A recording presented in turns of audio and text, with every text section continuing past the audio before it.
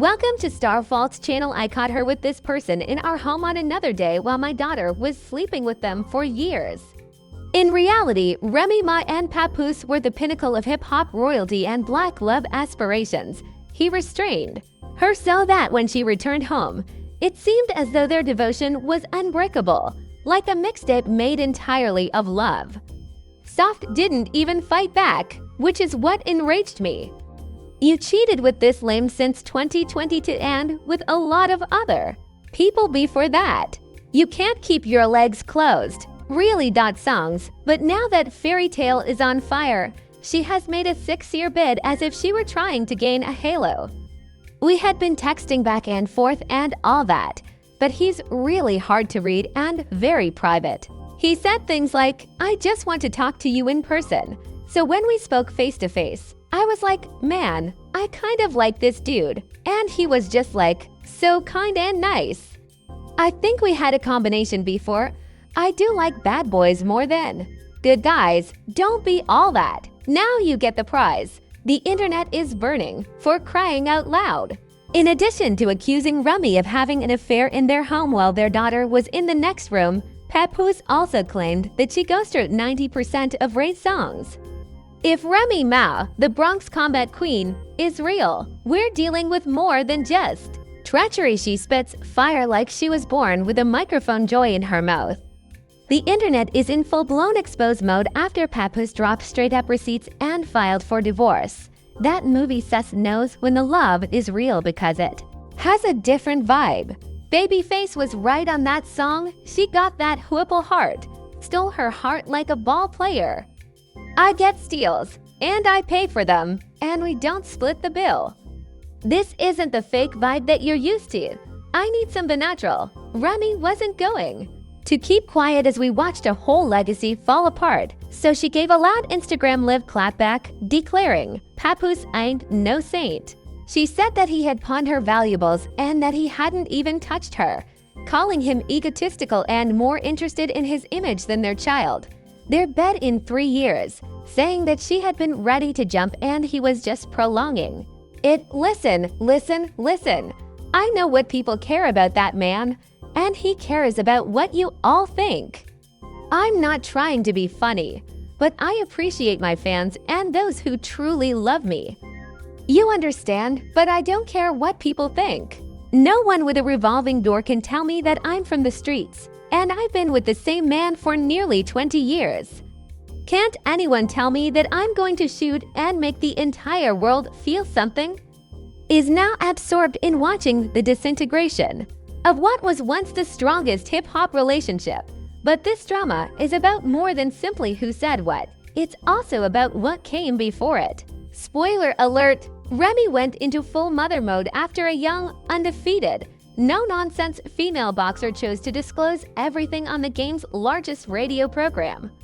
Olympic gold medalist and professional fighter Clarissa Shields showed up at thebreakfastclub.com cool and clearly ready for whatever she was going to do.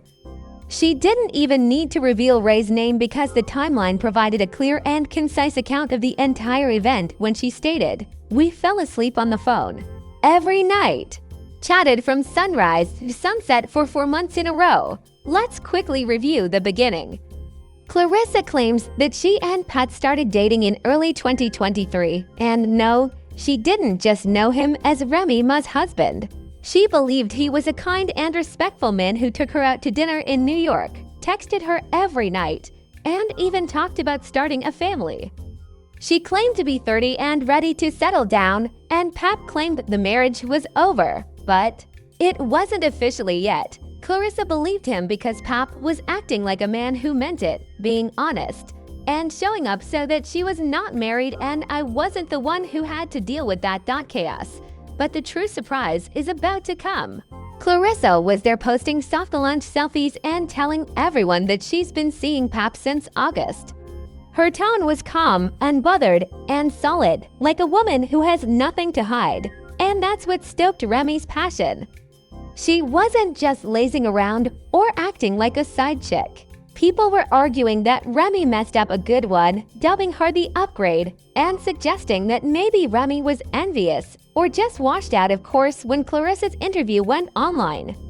Remy heard everything, and a few hours later, she went live on Instagram, accusing Pap of being a manipulator and a liar for allowing his new lover to sneak in. Even though Clarissa stayed silent, her presence showed that Remy wasn't the only one losing. When Remy went live again, she emptied the entire closet and revealed that they hadn't shared a bed since May 2022. She claimed she tried to keep quiet for the sake of their daughter. But once the piece ended, it was revealed that she had a good husband and only had one wife, who is the only person who can tell you if he's a good husband or not. She also dragged the entire Black Love brand, saying it was never hers, but it was his hustle. The game is no longer playing well. The gloves officially came off at that point, and she accused Pap of using their marriage as a branding tactic to chase clout off Black Love while refusing to sign the divorce papers.